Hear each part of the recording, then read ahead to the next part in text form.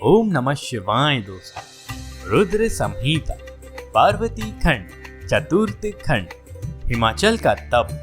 ब्रह्मा जी ने बताया, जब देवता हिमाचल और मैना को उपदेश देकर लौट गए तो दोनों उमा देवी की आराधना करने लगे। उन्होंने चैत्र माह से लेकर 27 वर्ष तक व्रत किया।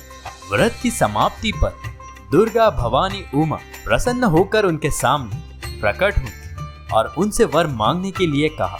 हिमाचल ने उनसे 100 पुत्र तथा पुत्री के रूप में उमा देवी से स्वयं प्रकट होने की इच्छा प्रकट की। देवी ने उनसे तथास्तु कहा और अंतर्ध्यान हो गए। कुछ समय के पश्चात मैना के गर्भ से ज्येष्ठ पुत्र मैना का जन्म हुआ। वो इंद्र के द्वारा पर्वतों के पर काटने पर समुद्र में छिप गया और समुद्र से मित्रता कर ली। हिमाचल तथा मैना दोनों ही देवी उमा और भगवान शिव के ध्यान में लगे रहते थे।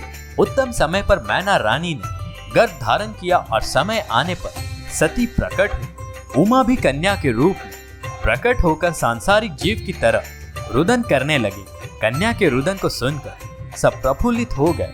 उनका नामकरण संस्कार हुआ तथा अनेक प्रकार के दान आदि वितरित किए गए। देवी जगदम्बा भी नाना प्रकार की क्रीड़ाएं करने लगी और युवती बन गई। एक दिन भगवान शिव जी की प्रेरणा से हिमाचल के घर आए।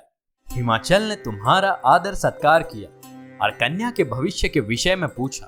तुमने बताया कि कन्या बहुत भाग्यशाली है, परंतु इसका पति दिगंबर, निर्गुण काम वासना रहित, भोगी, माता पिता से हीन, अभिमान रहित तक साधु वेशधारी होगा।